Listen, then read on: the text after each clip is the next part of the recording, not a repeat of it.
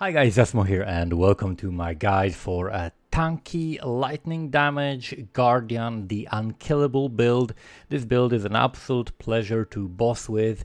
This build, I'm just gonna give a quick disclaimer, something very similar was done by Captain Lance. I basically wanted to make a super tanky Guardian based on the Aegis Aurora, and I was thinking, okay, maybe strength stacking, maybe some kind of abuse like that. I looked around and Captain Lance made a build that has a lot of very clever solutions that it would be just really stupid not to use, such as the inclusion of the Cascading Elixir tag and stuff like that, which I already used also in my previous build. So I already had the 28 quality Cascading Elixir because I was using it in my Soulthirst build, so I was happy to be able to use it in another build, which is quite kind of insane. Two different very strong builds with Cascading Elixir.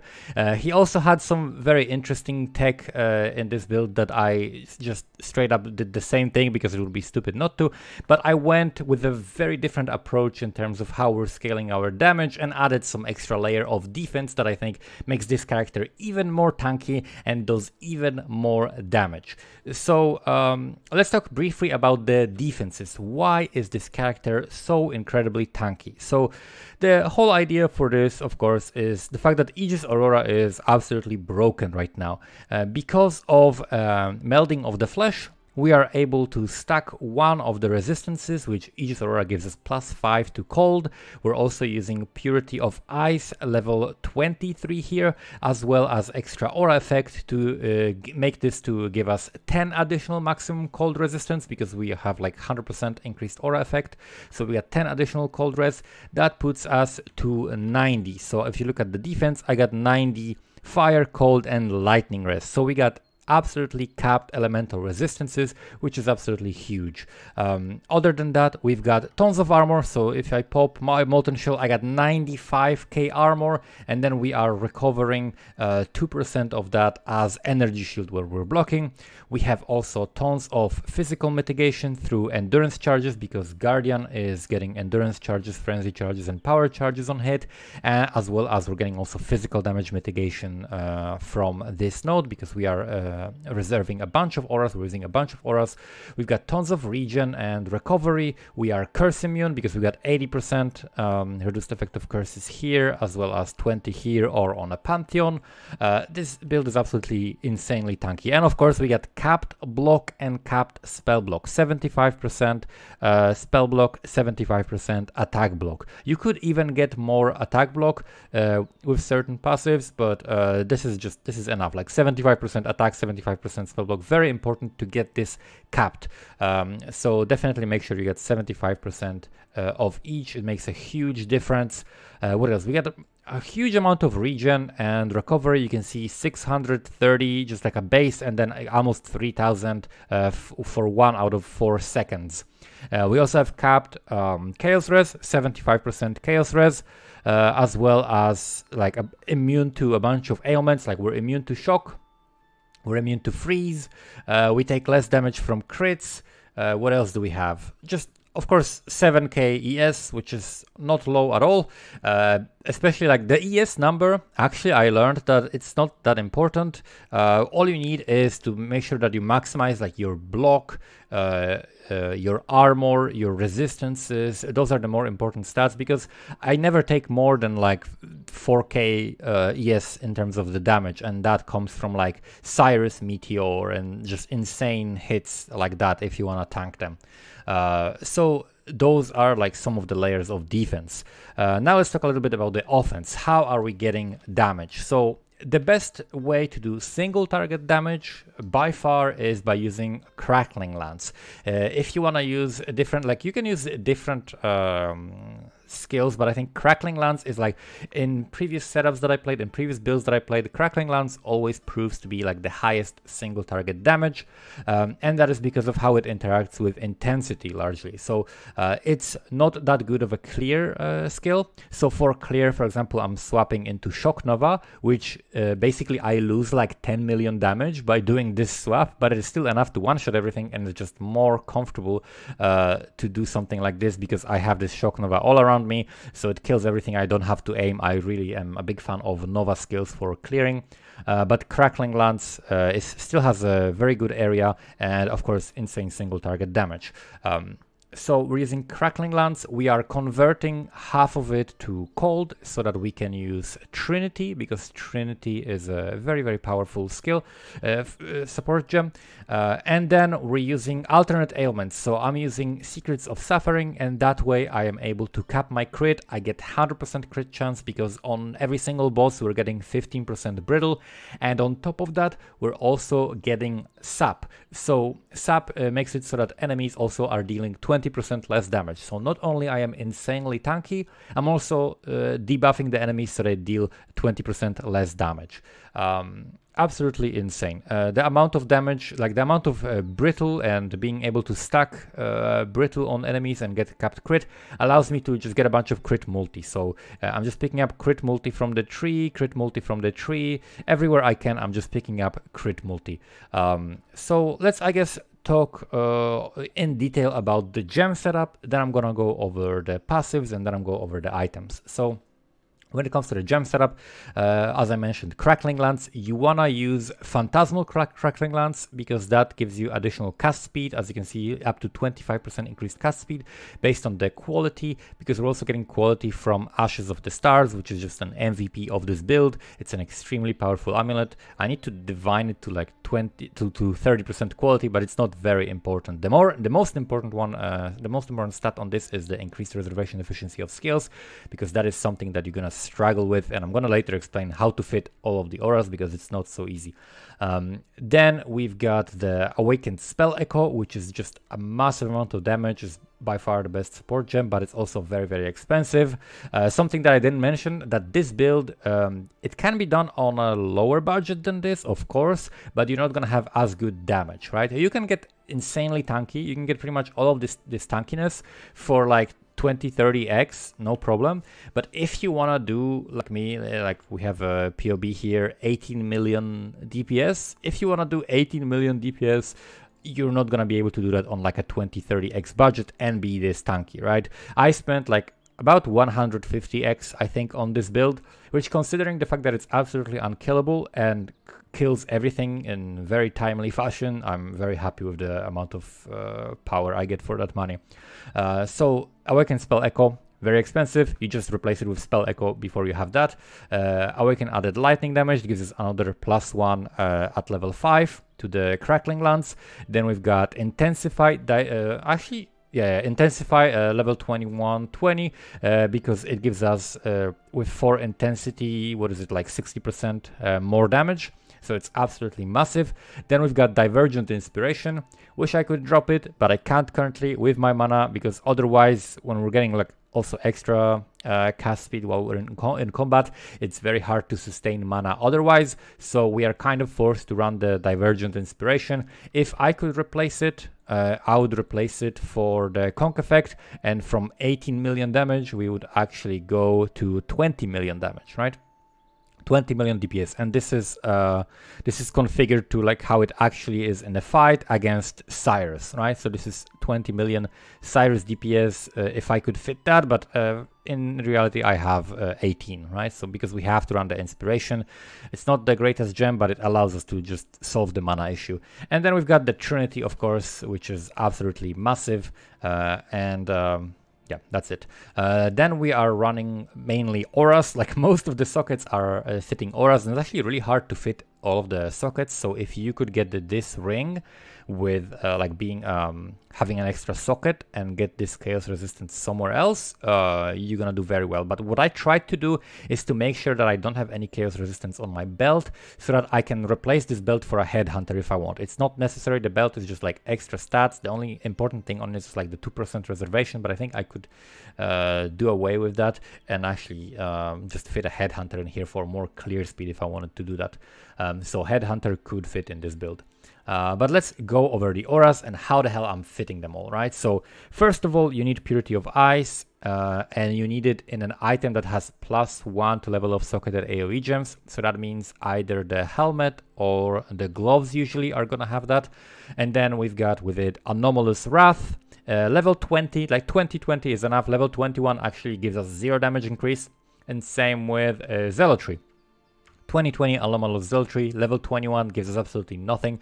This gives me extra crit multi, which is very, very nice, and they're not even expensive. Like the Anomalous Zeltry 2020 is like 35 chaos, okay? So it's very, very cheap. No problem to get. Some of those gems are like very, very cheap, and you'd think they are very expensive, but they're actually not. And then we've got Enlighten 4. You could fit just Enlighten 3, but you're gonna need like 2 Enlightens. So Enlighten 3 and 3. I have one Enlighten 4 in here to make this a little bit easier on my mana. Then we've got Determination, which is combined with Skitterbots and Awakened Ailments and Enlighten 3. So Determination, you want to get the Anomalous one, so you get some extra chance to avoid being stunned, which is really helpful. Although we don't have really problems with being stunned because we block all the time, which means we're not getting stunned because of this Pantheon, right? Because we constantly block. And then Skitterbots are huge. This is like one of the biggest damage increases because we're using alternate ailments, right? And we're using the Secrets of Suffering. We cannot chill, freeze, or shock. So from the like Captain Lance's version, we would lose like 40% shock, but actually I get 31% shock from this because we have Divergent Skitterbots that have +1 to level also. And then we are also using Awakened Unbound Ailments, which gives us just increased effect of non-damaging ailments. That gives us 31% shock, which is absolutely massive. Very, very powerful combo to fit. Next, we've got auras that are reserved on our life. So we're using Anomalous Arrogance for that, because Anomalous 1 allows us to increase the life reservation efficiency. And then we have Anomalous Defiance Banner. Anomalous Defiance Banner just gives you like an insane amount of armor. Then we've got Tempest Shield, just a 21 Tempest Shield.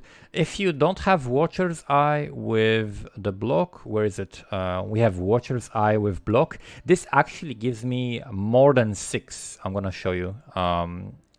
You see chance to block spell damage 75. If I remove this Watcher's Eye, chance to block spell damage, where is it? 12. Oh, because my aura turns off for some reason because I'm losing life. Okay. Basically, it gives me like 9% block because of like aura effect increase or something. I don't know how it works, but it actually gives more than 6% spell block. The point is you can get spell block on a Watcher's Eye, or you can get extra spell block by using alternate quality Tempest Shield. That's going to give you a few more % of spell block as well. But yeah, Tempest Shield, super important, gives us so much spell block. And then we've got Discipline as well, just a level 21 Discipline that's fitting in our life. Other than that, we've also got Anomalous Arrogance with Clarity.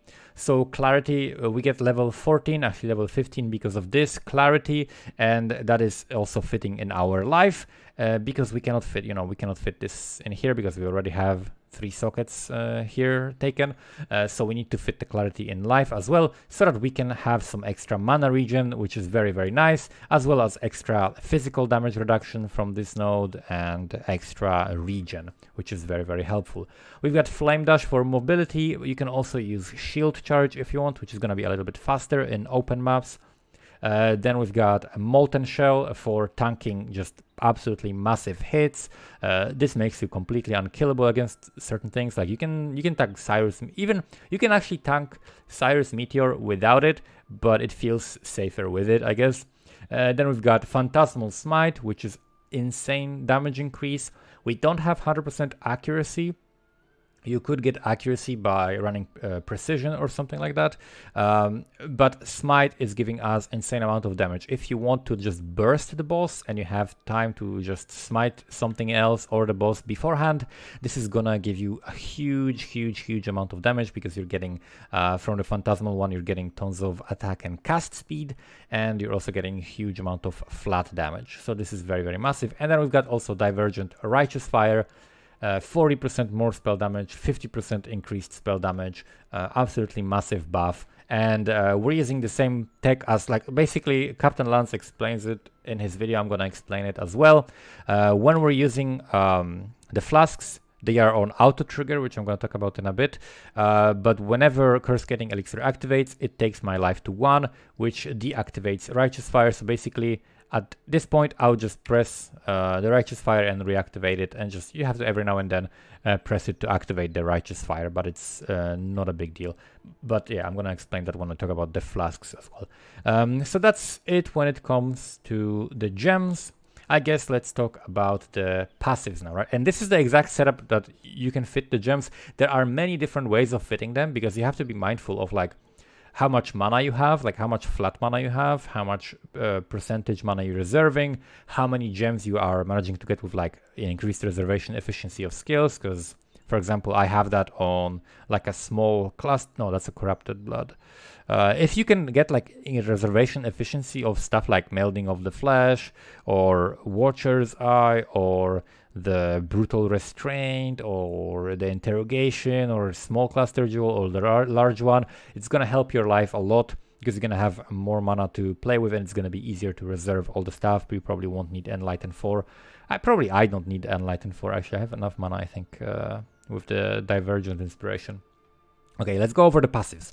So passives are very, very interesting. So here is the basic idea, right? We want to make sure that we're capping our defenses, and then we're getting as much crit multi as we can and some cast speed and utility. So first of all, because we are using, because we are using Crackling Lance, we're going Intensify, so we're getting cast speed, crit chance, and crit multi. So we get cast speed, crit multi, and then spells which gain intensity have +1 to maximum intensity. This is a very, very important node that you need to pick. Let's go maybe from the left side, right? So I'm skipping what Captain Lance did in his build. He stacked a lot of life, he stacked a lot of strength, and a lot of int. And he was using the Forbidden Flesh to grab the Inquisitor Strength and Int node to get some crit. We are completely skipping that and instead capping our crit with Secrets of Suffering, getting more benefits from ailments, and we have free passives to do other stuff instead, right? So we're getting like slightly less armor. I think he has like 100k armor. We are at like 95k armor. So I think it's fair to drop that. If I wanted more armor, I can just like pick a couple more passives. I can pick so many more defensive passives, but honestly the build is so tanky that it just needed damage, so I sacrificed a little bit of this like over capped tankiness, because there are some like, here's how to look at tankiness, right? I want to be well-rounded and be able to tank everything, rather than be able to tank like one certain thing to an astronomical degree that it's completely impractical, right? So I wanted to make sure that it's like more well-rounded. So I wanted to get more movement speed. So for example, instead of using Unnatural Instinct here and getting some like AoE duration, like maximum mana and stuff like that, instead of that, I went for this side, which also keeps me the cast speed, right? I still get the cast speed, but I get here 9% movement speed. Here I get 5% movement speed. We get spell damage. And we also get some extra life, right? So I feel like this side is way better for the Unnatural Instinct. So that's what I went with.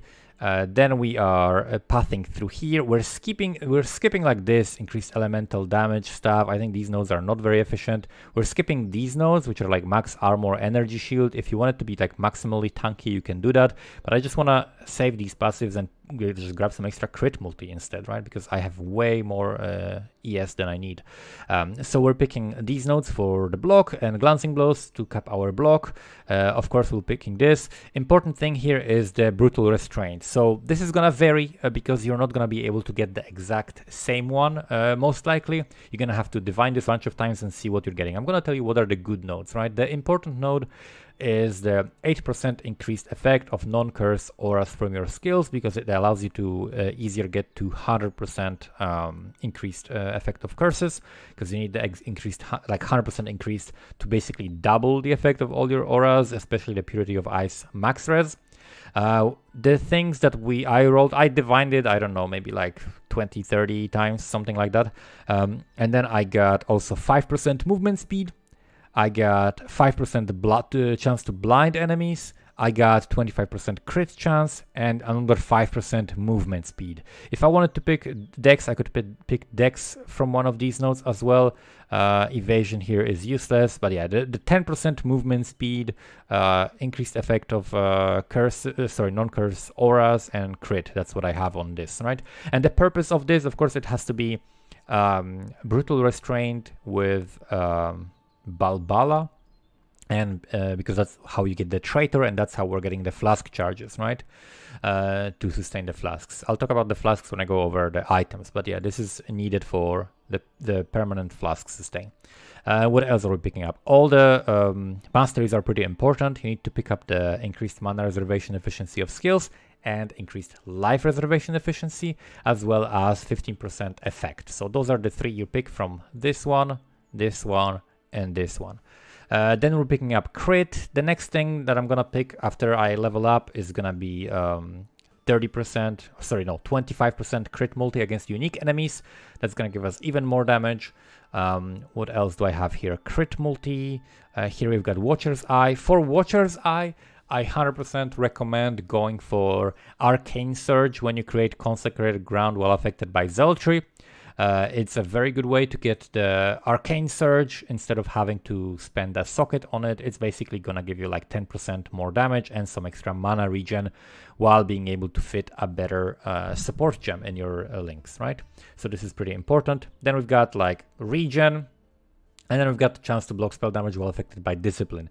Basically just look at, just go to trade and look at all the auras you have, type the names of the auras and just pick all, like search for all the mods and look for like Watcher's Eyes with like 2 or 3 mods that are good for you, that work with the auras that you're gonna be using, right? That's how you wanna look for it. You never look for like a super specific Watcher's Eye with all these specific 3 mods, right? Because everything here can be adjusted, like, but the Arcane Surge I think is like the most important one. You can also get like crit chance, although with Brittle it's useless, so you kind of want to get like maybe Pen. However, we are converting the damage, so probably what I would go for is like cast speed or something, like cast speed while affected by Zealotry if you want to get like another good mod on this, something like that. What else do we have? Of course, we need Zealot's Oath for the region to apply to our ES. We've got Melding of the Flesh.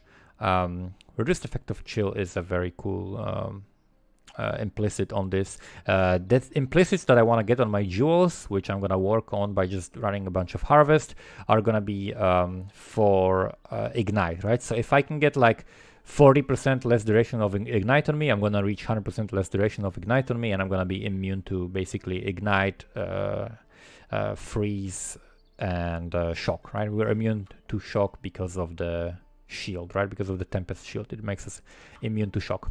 For Pantheons, I'm using the Brine King, as well as Aberrath, and if I want to run Reflect maps or Uber Atziri, then I swap to the Soul of Yugul, and then that gives me increased effect of, like reduced effect of curses on me, which allows me to swap this one passive, reduced effect of curses, for this one here, which is going to give me 60% reduced reflected elemental damage taken.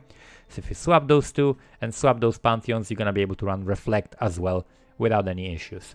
I think that's it when it comes to the passes. Of course, Pain Attunement, right? We're going low life, and that's why we're running Coruscating Elixir, so that chaos damage doesn't bypass our energy shield, and we're actually very tanky against chaos damage because we've got 75% chaos res. So now let's go over the items. I teased the flasks so long, so let's talk about the flasks. We're running Coruscating Elixir. You want to get quality on it, like I think at least 26%. I had one with 28 already. It's very easy to get that. And then you want to do like reuse at the end of this flask effect, right? You do that with these things, right? With instilling orbs. They give you like different conditions. You can also do this from a bench, right? If you put your flask into a bench, you're gonna be able to pick this option, reused at the end of this flask effect. So that's like 5 instilling, 5 bubbles, and 3 scours if you already have something on it. Okay, so we've got the Coruscating Elixir, then we've got Bismuth Flask. So Bismuth Flask, you want to have 40% additional elemental resistances on it, and that's going to give you 75% res, which basically nullifies the effect of melting of the flesh, and with some extra even, right? So that's giving you a massive amount of resistances, and it's very powerful, although it leaves you vulnerable to one thing, which is the nullifier mobs, right? The nullifier mobs can hit you if you see that suddenly your ES starts dropping as if you're taking some massive degen. It's probably your Righteous Fire killing you because you lost all of your fire res because your flasks got turned off by a mob. So just press your flasks again and you should survive. Happened to me a couple times. And then we've got Quicksilver Flask. Also, if you can, get 28 quality, reduced charges per use, and reused at the end of this flask effect. If you get 28 quality and reduced charges used, it's gonna last the longest, right? If you have any problems with mana on bosses specifically, you could get also like reduced mana cost on this, or you can get just regen on this, or like chance to avoid being stunned if you really want that, although I don't think that's necessary. So those are the 3 flasks running, and then 2 slots are empty. For this one, so we are gaining gaining 8 charges every 5 seconds, right, for these flasks. Chest piece, we're running Ivory Tower, bunch of energy shield for reserving life. We got regen, and it's very, very, very powerful. And then also I recommend getting +2 to level of socketed skills, so that can be to AoE or whatever else you're gonna be using. Very, very strong. Like this, the +2 itself on the chest is giving me at least 2 million DPS for my character. Then we are running Call of the Brotherhood. There are really cool corruptions you can get on this. I got one with the cold damage to spells and lightning damage to spells. I think I paid like, I don't know, 70 chaos for this or something. It's not very expensive. It was actually pretty cheap. Then we're using Nebulous. Nebulous, of course, because we have 90 max res, so it's gonna do a lot of damage. For implicits, you wanna look for crit multi, lightning damage, cast speed, double damage with spells. Although that's gonna be double damage with spells is very expensive. You can get something like that for between 4 to 8x probably. Nebulous like exactly like this. I think I paid like 6x for this Nebulous or something like that. It gives me a lot of damage. It's very, very massive. Then we're using Aegis Aurora. The corruptions you can get on this are like fizz damage taken from hits as elemental damage. It's very, very powerful because we've got 90% elemental res. So basically this is like 6% fizz damage reduction or something, which is absolutely powerful. So this is one of the best corruptions you can get on that. You can also get some skills if you're really struggling on sockets and you're running something here without this actually has arrogance. Actually, I'm not running anything without Enlighten that reserves mana, but if you were, you could potentially get that on a ring or on the shield, and that would give you like an extra skill, like maybe Discipline, right, or something like that, like level 23 Discipline or whatever. So Aegis Aurora, very, very important for the build. Its whole build is basically based around it. Then we got Ashes of the Stars. We're allocating Charisma. Charisma is here. It's basically the increased mana reservation efficiency and effect of auras. What else do we have? The other ring, we've got Elemental Weakness on hit, because we don't need Assassin's Mark because I get capped crit from Brittle. So we just get Elemental Weakness on hit, and it also helps with our clear. We've got also Dexterity on it to help with some dex requirements, mainly for the Purity of Ice, which requires a lot of dex, and we don't get that much of it on the tree.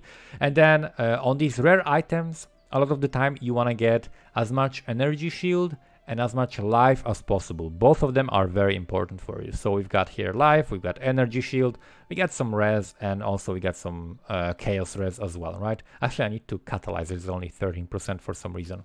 Yeah. What else do we have? We've got Boots. Boots, it's really nice if you can get the enchant. Damage penetrates 10% of enemy elemental res if you haven't killed recently. That is a huge amount of damage for bossing, right? For bossing, this is going to help you a lot. And then, of course, at least 30% movement speed. You want to get a bunch of chaos res. We've got, these boots actually are providing me with 50% chaos resistance. So that's a massive amount. Then you're gonna want to get like a bunch of ES and life, and if you can, also like int and mana are good like secondary stats to get, because they help you fit more stuff, and they help you get like more mana regen and more ES as well. For the implicits, you can get chance to avoid bleeding for the Eater of Worlds, which is very nice, and then also action speed. You can get even more than 4%, you can get like 5, maybe you can get even like 6 or 7 action speeds. Action speed is very, very strong on this, gives you cast speed and extra move speed. Then gloves. Gloves are super important, they need to be rare. We've got a bunch of chaos res on this, like tons of chaos res. We've got, of course, a bunch of energy shield and life, extra int and mana. And then for the implicits, we've got cold exposure. Cold exposure is actually stronger than lightning exposure for me, because I'm dealing more cold damage on average than lightning. So cold exposure is stronger. And then unnerve on hit. This is our source of unnerve. Very, very strong pair of gloves, and actually not that expensive at all. You can just make this yourself if you want. And then we've got a helmet. That's also something you can make yourself. I made this helmet myself. I made also a couple like this while doing it. What you want is a hubris circlet with some enchant that gives you aura reservation. So like zealotry, wrath, maybe discipline, maybe skitterbots, right? Stuff like that you're gonna be using on the enchant. And then you want to make sure that you roll on this some life, energy shield, resistances, and you need increased mana reservation efficiency of skills. And you get that by using essences, and it's this one. It's Deafening Essence of Loathing. Deafening Essence of Loathing is gonna give you this, so you spam essences until you get basically some other resistances. Ideally Chaos Res. Like, I could not get Chaos Res for the life of me. I just couldn't get the Chaos Res. I wanted to get T1 Chaos Res with some decent other suffix, but I wasn't able to. But then I rolled like 2 elemental resistances, and I just went with that and fixed my Chaos Res on the ring, boots, and gloves. So ideally Chaos Res and some elemental res. And then for prefixes, you want life, energy shield, and also +1 to level of socketed AoE gems, because it's very important for the Purity of Ice, as well as the other auras that you're getting. For the belt, you want to run Stygian Vice, because it allows you to run a jewel, right? And the Abyss Jewel can give you extra reservation efficiency. Other than reservation efficiency, you can get crit multi, max ES, max life, added spell damage, like lightning, cold. What else can you get? You can get cast speed, you can get phasing, a bunch of stuff you can get on the jewels. But just look for whatever is the best thing you can afford with increased reservation efficiency of skills. And on the belt, we just have life, ES, mana, int, and that's it. It's really a belt that can be completely replaced by a headhunter. That's why I was making sure that while I make this build, I don't put any crucial stats on the belt, so I can basically remove the belt and I can just put a headhunter in it, and the character is gonna function just as well. It's gonna be just much faster in mapping, right? If you wanted to just go like a giga speed in mapping, you also get Explodey Nebulous, and that's gonna be super, super fast. Yeah, so that's basically it when it comes to the items. I think I went over everything. Again, just to reiterate, this is if you want to do this amount of damage on this character, you definitely are. What the hell is not reserved? I think we got this unreserved, and then we've got. Okay, now we're good. We got 7k, yes. So if you want to do this amount of damage, it's gonna cost you a lot of currency. You need to be prepared to spend like 100 to 150x on this if you are shopping smart, right? Like if you're, I don't know, if you buy this cheaply and like 6-link it yourself or something, if you craft your items efficiently, other than like maybe you even have to spend more than like 150, but I think like 150x is like a reasonable budget for this. That's it. If you have any questions, let me know in the comments below. I'm gonna leave you with some footage at the end as well of basically AFK, like me just sitting AFK in a turbo LMP hidden invitation with like 60 plus quant. So enjoy that. Thank you so much for watching, and see you next time.